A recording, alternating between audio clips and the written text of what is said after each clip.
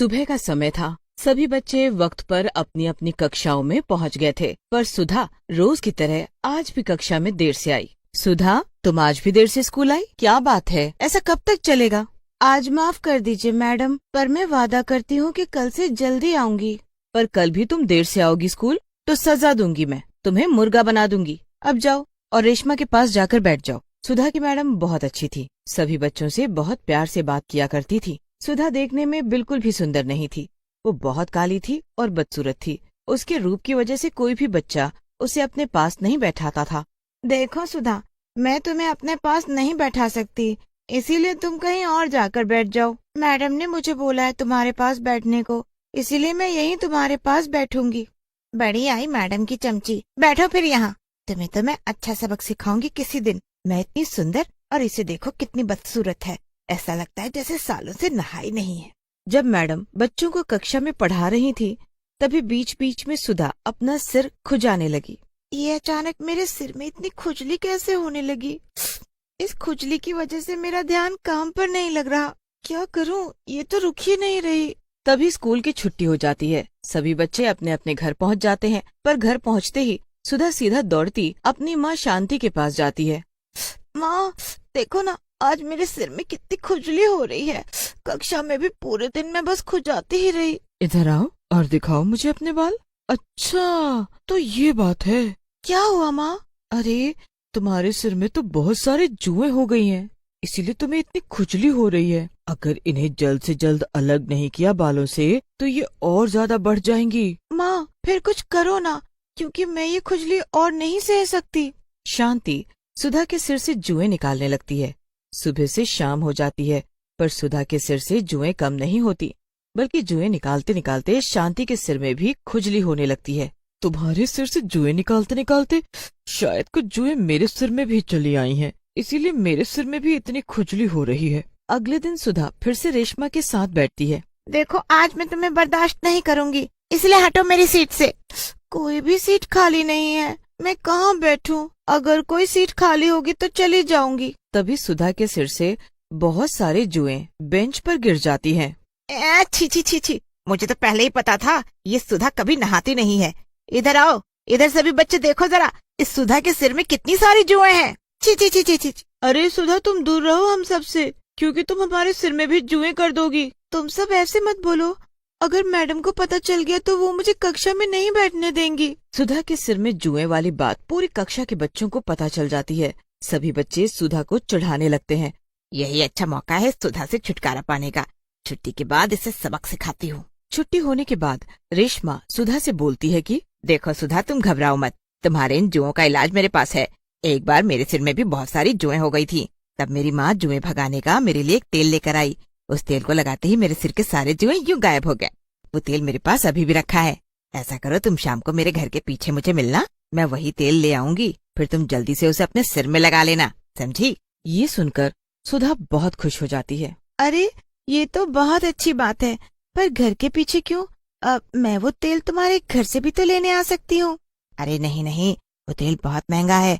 अगर मेरी माँ को पता चल गया तो वो तेल मेरी माँ तुम्हें कभी नहीं देने देगी। अच्छा, अब तुम जाओ, पर शाम को जरूर आना, ठीक है? रेशमा सुधा से झूठ बोल रही थी। उसके पास जुएं भगाने वाला तेल नहीं था, वो तो बस सुधा को सबक सिखा रही थी। उसे गलत तेल देकर उसे हमेशा हमेशा के लिए गंजा करना चाहती थी। उस जहरीले तेल को सुधा अपने बालों में लगाकर सो जाती है।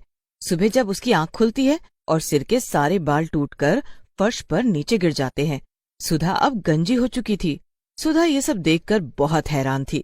तभी सुधा को उल्टी होती है और उसकी सांसें बंद पड़ जाती हैं।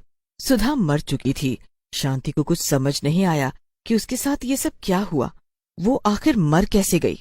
सुधा मर तो जाती है, पर किसी कारण उसे मुक्ति नहीं मिलती और वो एक काली बदसूरत चुड़ैल बन जाती है। नहीं छोड़ूंगी तुम सबको। तुम सबने मेरा खूब मजाक उड़ाया, मुझे कितना बुरा लगा। और रेशमा, तुमने तो हद ही कर दी। देखो अब मैं क्या करती हूँ तुम्हारे साथ। अपना बदला और अपनी माँ के एक एक आंसुओं का बदला लूंगी। आज वो सुधा स्कूल नहीं आएगी, क्योंकि अब तक तो उसके सिर के सारे बाल गायब हो चुके होंगे और वो पूरी की पूरी गंजी हो गई होगी। बेचारी बिना बालों की कैसी दिख रही होगी। तभी सुधा रेशमा के पीछे आकर खड़ी हो जाती है और उसके सारे नाश्ते में अपने बालों को झाड़कर जुएं डाल देती है। ये इतने सारे जुएं कहाँ से आ गए? इसका मतलब मैंने नाश्ते के साथ जुएं भी खा लिए। माँ माँ। तभी रेशमा को बहुत उल्टी होने लगती है। अरे क्या हुआ रेशमा, तुम्हें उल्टी क्यों हुई? तबीयत तो ठीक है ना तुम्हारी? माँ वो नाश्ते में जुएं। अरे वहाँ कोई जुएं नहीं है, तुम खुद देखो, तुम्हें जरूर कुछ वहम हुआ है।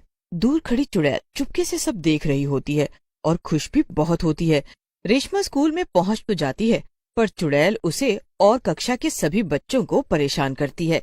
जब कक्षा में मैडम सभी बच्चों को पढ़ा रही होती हैं, तो चुड़ैल सबसे पीछे बैठी काजल के पास जाकर बैठ जाती है और सिर खुजाने लगती है। मैं तुम्हारे लिए कुछ लाई हूँ, बस वो तुम्हें देकर चली जाऊंगी। ये लो वो चीज। चुड़ैल अपना सिर खुजाती है और अपने सिर के सारे जुएं काजल के सिर में डाल देती है और फिर चुड़ैल गायब हो जाती है। मर गई। क्या हुआ, क्यों चिल्ला रही हो? चुड़ैल, यह चुड़ैल है, मतलब अभी मेरे पास बैठी थी, पर अब पता नहीं कहाँ गायब हो गई। देखो काजल, कोई चुड़ैल वुड़ैल नहीं होती, और तुम अपना सिर इतना क्यों खुजाए जा रही हो? अरे तुम्हारे सिर में शायद जुएं हो गई हैं, देखो तुम्हारे कपड़े पर भी कितनी जुएं चल रही हैं। जुओं की वजह से काजल ने स्कूल आना बंद कर दिया। रात का समय था, रेखा अपने घर आराम से सो रही थी। तभी चुड़ैल उसके पीछे आकर लेट जाती है। चुड़ैल को अपने साथ लेटा देख डर के मारे रेखा की चीख भी नहीं निकलती। मेरे सिर में बहुत खुजली हो रही है, शायद जुएं हो गई हैं। तुम मेरे सिर से सारी जुएं निकाल दो, फिर मैं चली जाऊंगी, तो मैं कुछ नहीं करूंगी। मुझे मुझे मुझे जुएं निकालना नहीं आता। दूसरों का मजाक बनाना आता है तुम्हें? बस देखो, सुबह तक अगर तुमने मेरे सिर से सारी जुएं नहीं निकाली तो मैं तुम्हें मार डालूंगी। अपनी जान बचाने के लिए रेखा चुड़ैल के सिर से जुएं निकालने लगती है। जुएं निकालते निकालते सुबह तो हो जाती है, पर चुड़ैल का तब भी खुजाना बंद नहीं होता। तभी रेखा को अचानक नींद आ जाती है। तभी चुड़ैल अपने सिर की सारी जुएं रेखा के सिर में डाल देती है। अगले दिन स्कूल में ये क्या है सब? ये सब क्या है? तुम सब अपना सिर क्यों इतना खुजा रहे हो? मैडम जी, पता नहीं हम सबके सिर में जुएं कहाँ से हो गई। हम सब तो रोज नहाते हैं और रोज कंघी भी करते हैं, फिर भी। तुम लड़कियों का तो समझ में आता है, चलो, पर ये लड़कों के सिर में कब से जुएं होने लगी? तभी पूरी कक्षा के बच्चे भी चुड़ैल के होने की बात करते हैं। क्या तुम सबने चुड़ैल देखी? मुझे तो दाल में कुछ काला लगता है, पता करना पड़ेगा ये आखिर चुड़ैल है कौन। आज मैडम किसी भी बच्चे को घर नहीं जाने देती और ये दिखावा करती हैं कि उनकी ये सजा है यहीं रहने की। मैडम तो कक्षा से बाहर चली जाती हैं और चुपके से खिड़की से अंदर देखती रहती हैं। तभी थोड़ी देर बाद ही कक्षा में चुड़ैल आकर खड़ी होती है। तुम सबको सजा के तौर पर यहाँ बंद देखकर मुझे बहुत अच्छा लगा। अभी तुम्हारी सजा बाकी है, और जो मैं तुम्हें देने वाली हूँ। हम सब तो खुद ही बहुत दुखी हैं इन जुओं से। तुमने ही हमारे सिर में जुएं डाली है ना? हाँ, मैंने डाली, जानबूझकर डाली। तभी मैडम अंदर कक्षा में आ जाती हैं। मैंने बच्चों की बातों पर यकीन नहीं किया, इसका मतलब ये सभी बच्चे सही थे। तुम क्यों इन सबको परेशान कर रही हो? मैडम जी, शायद आपने मुझे नहीं पहचाना। मैं सुधा हूँ, सुधा। मेरे इन दोस्तों ने मेरी ये हालत की। ये सब मुझे बदसूरत काली चुड़ैल बोलकर चिढ़ाते थे रोज। अब मैं काली हूँ तो इसमें मेरी क्या गलती? सुधा, तुम्हारी माँ मेरे पास आई थी। उन्होंने मुझे बताया था कि तुम्हारी मृत्यु हो गई। मुझे बड़ा अफसोस हुआ। अगर तुम सुधा हो तो ये सब क्या है? सुधा वो सब बता देती है जो रेशमा ने उसके साथ किया। उसे जहरीला तेल बनाकर दिया, जिसकी वजह से उसकी मृत्यु हो गई। इन सब से गलती हो गई, इन्हें माफ कर दो और इन्हें इन जुओं से मुक्ति दिलाओ। मुझे आज तक इन जुओं से मुक्ति नहीं मिली, तो इन्हें कैसे मिल सकती है? देखो, मैं आज भी परेशान हूँ इन जुओं की वजह से। पर हाँ, एक रास्ता है, तुम सब गंजे हो जाओ, तभी ये जुएं तुम्हारे बालों से जाएंगी। चुड़ैल का मकसद भी पूरा हुआ और फिर चुड़ैल ने बच्चों को कभी परेशान नहीं किया।